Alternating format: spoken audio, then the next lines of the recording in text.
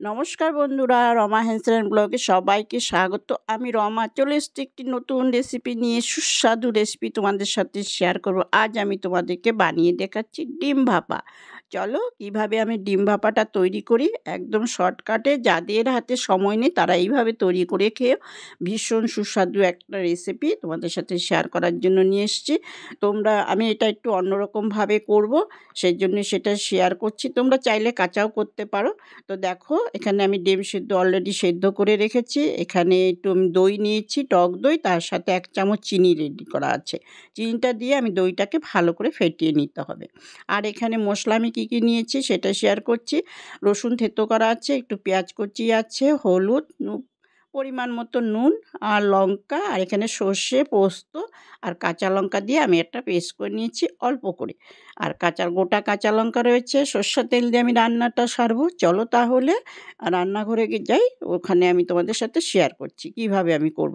তোমরা চাইলে এটা যেরকম আমরা ইলিশ মাছ ভাপা করি কাঁচাটাই, সেইভাবেও করতে পারো। ওটা আমার অলরেডি চ্যানেলে দেওয়া আছে, সেই জন্য আমি এটা এভাবে করলাম, সেটা তোমাদের সাথে শেয়ার করছি। দেখো, ডিমগুলোকে আমি মাঝখানে একটু কাট করে নিচ্ছি যাতে মশলাগুলো ভেতরে ঢুকে যায়। সেই জন্য তোমরা হয়তো ভাবতে পারো এতগুলো ডিম। বন্ধুরা, এখানে আমাদের দুবেলার ডিম একসাথেই নিয়ে নিয়েছি। তো এখানে কড়া বসিয়ে দিয়েছি অলরেডি। কড়াটা গরম হওয়ার পরে আমি এখানে সর্ষের তেলটা দিয়ে দিচ্ছি। তো সর্ষের তেলটা গরম হলে আমি ডিমগুলোকে হালকা একটু ভেজে নেব। তো দেখো, আমি একদম ডিমগুলোকে দিয়ে দিলাম তেলের মধ্যে। আর সাথে একটু সামান্য হালকা নেড়ে চেড়ে নেব, বেশি ভাজা না।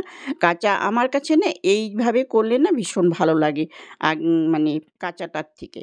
তো আমি এখানে সামান্য নুন হলুদ দিয়ে দিয়ে আমি ডিমটাকে হালকা ভেজে নিচ্ছি। বন্ধুরা, তোমরা স্কিপ না করে পুরো ভিডিওটা দেখো। স্কিপ করলে বুঝতে পারবে না, মিস করে যাবে।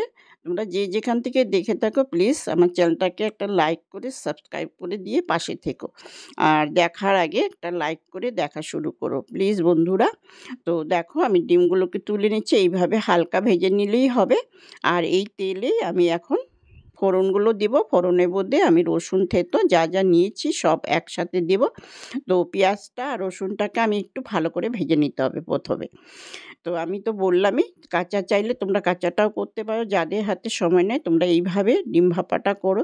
আমি এটা একটু পাতলা পাতলা রস করব, যেহেতু মাখা মাখা হয় ডিম ভাপা। আমি সেভাবে করছি না, কেন ওইভাবে আমার অলরেডি করা আছে আমার চ্যানেলে, তোমরা চাইলে দেখে নিতে পারো।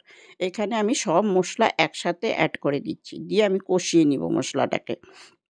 ভালো করে মশলাটাকে কষিয়ে নেব, সাথে আমি নুনটাও দিয়ে দিচ্ছি পরিমাণ মতো। দিয়ে আমি মশলাটাকে ভালো করে কষিয়ে নিচ্ছি। তোমরা দেখতে থাকো, স্কিপ করো না। ভালো লাগলে আবারও বলছি, লাইক করে পাশে থেকেও সাবস্ক্রাইব করে দিও। আর যদি খুব বেশি ভালো লাগে তাহলে একটু শেয়ার করে দিও। তা চলো, আমি মশলা কষিয়ে নিচ্ছি। দেখো, এইভাবে কষানোর পর আমি এখানে যে বাটিটার মধ্যে ডিমটা ভাপা করব, আর আগে আমি এই যে এখানে দেখো চিনিটা দিয়ে কিন্তু দইটাকে আমি ফেটিয়ে রেখেছি। সুন্দর করে ফেটাতে হবে যাতে একটুকুও দানা দানা না থাকে। আর দইটা যখন আমি দেব তখন গ্যাসটাকে আমি একদম কমিয়ে দিয়েছি, আর নয়তো অফ করে দিতে হবে। বাড়ানো অবস্থায় দইটা কখনোই দেওয়া ঠিক না, তাহলে কি হয়, ফেটে যায়। তো এখন এটা ভালো করে কষিয়ে নেওয়ার পর দেখো কত সুন্দর কালারটা চলে এসছে বন্ধুরা, আর গন্ধটা ভীষণ সুন্দর একটা গন্ধ বেরিয়ে গেছে। এখানে দেখো, এই আমি টিফিন বাটিটা নিয়ে নিলাম, এখানে আমি ডিমগুলোকে রেখে দিলাম। তো এইটার মধ্যে আমি ডিমটাকে ভাপাবো। তা আমি এই মশলাটাকে এখন একে একে এই ডিমের মধ্যে দিয়ে দেব। তোমাদেরকে আমি আগেও বললাম যে কাঁচাও ভাপিয়ে নিতে পারো, যার যেরকম ভালো লাগে, কিন্তু আমার কাছে এটাই বেস্ট লাগছিল। তো এটা আমি পুরোটাই ঢেলে দিচ্ছি। দিয়ে যেহেতু আমি এটা একটু ঝোলা ঝোলা করব, তখন আমি এই কড়াটার মধ্যেই আমার বাটি ধোয়া যে মশলার জলটা আছে সেটা আমি ঢেলে দিচ্ছি। দিয়ে আমি ভালো করে এটা ফুটিয়ে নেব। ভালো করে এটা ফুটিয়ে নিচ্ছি একটু। দেখো, এখন এই মশলার জলটা আমি এর মধ্যে দিয়ে দিলাম পরিমাণ মতো, বেশি দেবে না।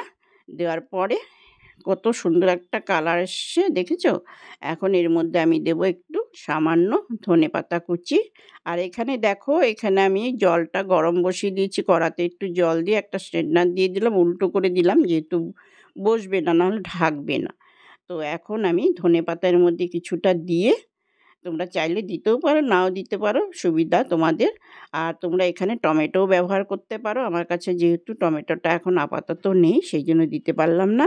ঢাকা দিলাম, 10 মিনিট পর আমি এটা নামিয়ে দেবো। দেখো কত সুন্দর কালার হয়েছে, দেখতে পাচ্ছ? এটা ভাত দিয়ে মাখা খাওয়ার জন্য আমি এইভাবে করলাম। কিছুটা বেরেস্তা আমি উপর দিয়ে ছেড়ে দিলাম। তো কেমন লাগলো? ভালো লাগলো আবারও বলছি, লাইক করে দিও একটা। আর বেশি ভালো লাগলে শেয়ার করে দিও। এতক্ষণ আমার পাশে থাকার জন্য তোমাদের অসংখ্য ধন্যবাদ। এইভাবে আমার পাশে থেকো প্লিজ। আর অনেক অনেক ধন্যবাদ। সবাই সুস্থ থেকো, ভালো থেকো। Tata, bye bye. আবার নতুন করে একটা ভিডিও নিয়ে